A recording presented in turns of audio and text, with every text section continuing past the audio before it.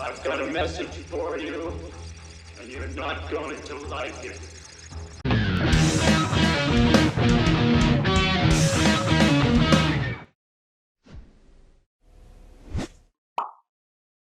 John Carpenter is far from a perfect filmmaker. He may be responsible for my favourite film of all time, 1982's The Thing, which I've already covered on this show, but he's certainly not consistent as a filmmaker.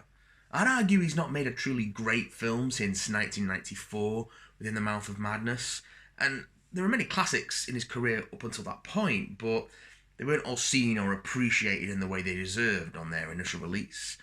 A good deal of Carpenter's work has endured thanks to its later reappraisal, cementing him as a kind of cult cinema hero. Not all of this work deserves this kind of re-examination, of course. I don't think anyone is quite warped enough to argue that Ghosts of Mars is some kind of overlooked hidden gem. But Prince of Darkness absolutely does. Like so much of Carpenter's back catalogue, it was not well received, and though it's garnered cult status, it still isn't as highly regarded as much of his other work. Prince of Darkness kicks off with the discovery of a mysterious and sinister canister of swirling green liquid in the basement of an old church, a monastery whose last occupant has recently died. The priest who makes the discovery approaches quantum physicist Professor Howard Birack and a handful of his students and colleagues to investigate the canister, the mysterious writings found with it, and the strange energy that seems to emanate from it. The old writings identify the canister as the prison of Satan, who is merely the harbinger of a much greater evil. As the students continue their research, stranger and stranger events occur, and the church is surrounded by an increasingly malevolent group of homeless lost souls. It soon becomes clear that the canister does, in fact, contain an ancient evil, and its escape could bring about the annihilation of everything we know. This is just not going to happen. I have serious plans for the weekend. Honestly, it's a little tricky to summarise the plot of Prince of Darkness without either going into too much detail or selling the film short. And that's because the film's great strength isn't its narrative, lean and effective though it may be. It's the film's command of atmosphere and imagery. Carpenter wanted to put a new spin on the horror genre he was so associated with, and devised a thematic fusion of quantum physics and science fiction ideas with religious prophecy and ancient biblical evil. And it works! Boy, does it work! Carpenter had become frustrated with the larger Hollywood studios, so Prince of Darkness had him working with the smaller studio Alive Films, being given full creative control over the projects in return for a limited $3 million budget. This meant the film absolutely lacked the polish of studio-backed contemporaries such as The Lost Boys with its $8.5 million budget, or Near Dark, which came in at $5 million. However, together with Hellraiser and its even tighter $1 million budget, Prince of Darkness would show the other genre flicks of 1987 just what wonders you could achieve with a small budget and a big vision. At the core of Prince of Darkness is a single location, the base under siege setup that Carpenter had previously used to such great effect on Assault on Precinct 13 and The Thing. There are some early scenes that take place outside of these environs, but once the plot properly gets going, we and the characters are trapped in the church for the duration. And that's where the mood really kicks in. The various characters are as confused as the audience about what's actually happening, having been kept in the dark about the true nature of their work by Professor Birack and the priest. A lot of them don't really know each other, just as the audience don't. There's a sense of impending discovery, and as the central mystery unravels, it becomes ever clearer that the answers are not what we wanted to hear. Everybody's acting like we should really be taking this seriously. You two aren't taking this seriously, are you? Donald Pleasance as the priest, who is not named on screen but often referred to elsewhere as Father Loomis, in homage to his character in Halloween, is particularly angry at the implications of secrets long kept, the consequences of the church's eventual failure to contain this eldritch horror. But he was our prisoner, not yours. We had a responsibility to warn the rest of the world. Only the corrupt are listened to now. The priest and Birack deliver a lot of the film's thematic musings, debating on where the religion ends and science begins, if they aren't, in fact, the same thing. Donald Pleasance and Victor Wong bounce off each other particularly well, Wong maintaining a degree of cool scientific detachment as everything goes almost literally to hell, whilst Pleasance has a righteous fury that bubbles up into him being a vital physical force in the climax of the film. There are a lot of ideas in this film, influences that range from theoretical physics to biblical references, chariots of the gods filtered through Lovecraft. There's a foreboding tension, a fatalism to the film that maintains this sense of impending, relentless doom that lingers even after the credits roll. Being an independent production, the film lacks a lot of the star power of its peers, and even some of Carpenter's other work, but has an incredibly solid cast of character performers and less well-known faces. Jameson Parker and Lisa Blount form the central pairing of grad students Brian and Catherine, and their underplayed normalcy contrasts well with the increasingly bizarre events they're caught up in.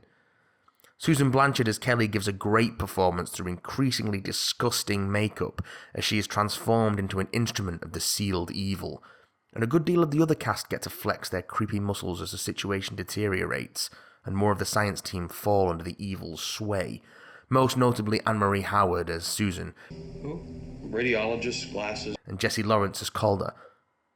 Dennis Dunn provides some comic relief as Walter, who confronts the mounting terror of the discoveries with painfully unfunny humour to mask his fear. A Jewish mother goes to the airport to meet her daughter. The daughter steps off the plane with an 8-foot-tall Zulu warrior with a bone through his nose.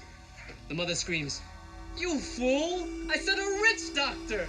And this highlights another Carpenter tradition of shorthand characterization, taking a straightforward script and allowing actors to play to flesh out their characters.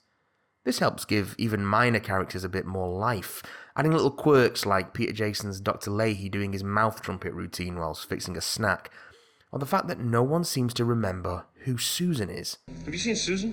Who? Susan. Who? Has anyone seen Susan? Who? A radiologist. Glasses.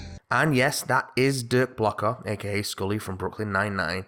And, oh, yes, Alice Cooper is the leader of the possessed homeless people. And he did compose a song for the soundtrack, which a character is listening to just before Alice Cooper impales him with a broken bicycle. The Bike Kill is an adaptation of an impalement trick from Cooper's live show, and it was integrated into the film after John Carpenter met Alice Cooper at WrestleMania, and Cooper told Carpenter he wanted to be in a horror film. And that's how deals get done in the movie industry, apparently. The Bike Kill is just one example of what Carpenter wanted to achieve with the effects in this film, namely that everything was done on set, in camera. No composites, no matte work, just practical magic. Of course, 30 plus years after the fact, it's not difficult to see how they did pretty much everything, especially if you have more than a passing knowledge of visual effects. But the physicality of everything means that it all has that pleasing weight that you get with practical effects. What's even more impressive is that this is cinematographer Gary B. Kibb's first feature as DOP, and this collaboration with Carpenter would lead to another 6 features together. There are some great visuals throughout here, images that really stick in the mind, like the swirling canister and the warning from a beetle-infested Wyndham. The message from the future that presents it as a dream is deeply unsettling, despite mostly being a daylight exterior of the church due to its distorted, handheld shakiness. The effect was created by filming a TV screen playing back a video recording of the original footage. And its garbled, crackling message insistent that what you are seeing is not a dream. This is not a dream. Not a dream. As the action reaches a climax, we finally see a glimpse of what lies in wait in another universe, waiting to be summoned by the sealed evil in the church. And a glimpse is all we need, even if it is a clearly static prop demon hand.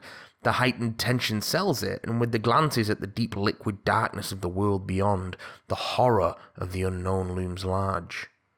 But perhaps the most chilling moment of the entire film comes just after, as Catherine pushes the possessed Kelly back through the mirror, the portal to this unknown realm, and the priest shatters it behind her, giving us the sight of a clawing, desperate Catherine trapped in an inky black void as the light of our world flickers out. It's an image that stays with you, the true horror of this story not coming from any monster or murder, but from the unknown fate of a woman trapped in the realm of the anti-god. As with any exercise in suspense and horror, a powerful soundtrack is key, and all these moments are underscored by a pulsing synth bass courtesy of John Carpenter and Alan Howarth. This relentless beat powers the film forwards, catapulting the events towards tragedy like the ominous ticking of some giant clockwork, threaded through by this hellish choir of screeching synth voices that cultivate a constant state of discomfort. Prince of Darkness is far from a nice film. It may seem unapproachable or obtuse, its rich depths obscured by dated effects and high-minded musings on antimatter, tachyons, the devil, and a mishmash of other disparate concepts. But beneath all this, there is a sense of dread that permeates the entire thing, and even the hopeful conclusion to the events in the church are rendered bittersweet by an ambiguous and even ominous coda. Carpenter described Prince of Darkness as the middle chapter of his thematically linked Apocalypse trilogy, sandwiched in between 1982's The Thing, 1994's In the Mouth of Madness, and it's plain to see the bleakness that connects them. Look, am I crazy or are we stroking ourselves heavily here? The horror of Prince of Darkness, however, is much more muted, more subtle than those other works. The monstrous takes a backseat to the horrors conjured by the mind, the existential horror that something lurks just beyond the edge of our knowledge, beyond the borders of our understanding, something ancient and powerful, something that can only be contained temporarily, something that can only be slowed but never stopped. The sleeper will awaken and our world will be lost. You can write it off as cheesy or dated, but Prince of Darkness will get its hooks into you if you let it. And then you can love it like I do. Thank you for taking the time to share your thoughts. Thanks for joining me for another Big Damn Love, made possible by the kind support of our patrons. If you'd like to help us make more stuff like this, then please consider supporting us at patreon.com/BigDamnCast. The Big Damn Cast releases every Thursday wherever good podcasts are found, and in 2 weeks you can head back here for some more Big Damn Love.